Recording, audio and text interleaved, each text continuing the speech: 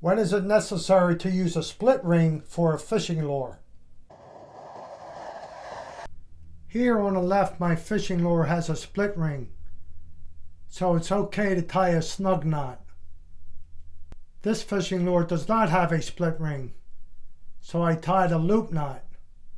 The size of the split ring should correlate with the size of the fishing lure. Which split ring do you think would work best for this fishing lure? Write your answer below in the comments.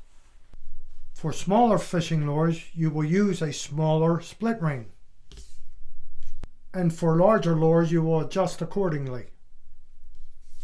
And usually the split ring will be about the same size as the eye on a fishing lure.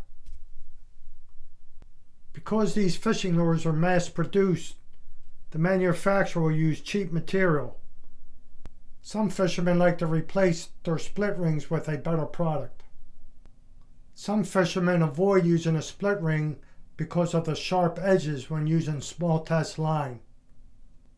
If the fishing line hits that sharp edge, it could break the line.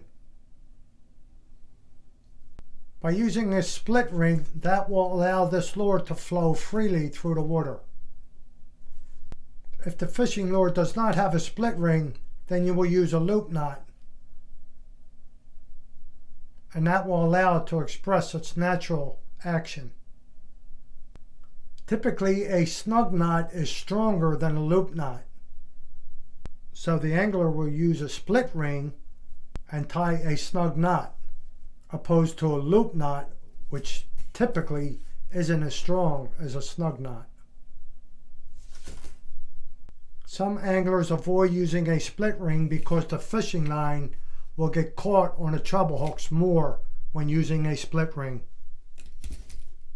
By using a split ring, that will allow this lure to flow freely through the water.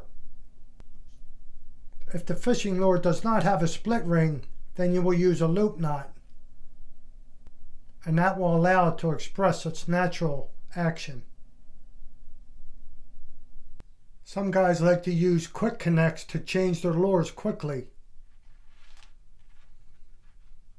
This quick connect has a separating split ring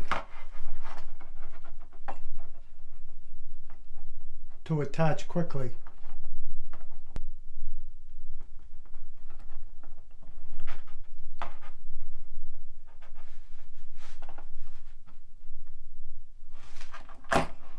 Some anglers like to tie a loop knot directly to the eye of the lure because they think this is too much bling and it could scare the fish away, while some anglers think the noise attracts fish.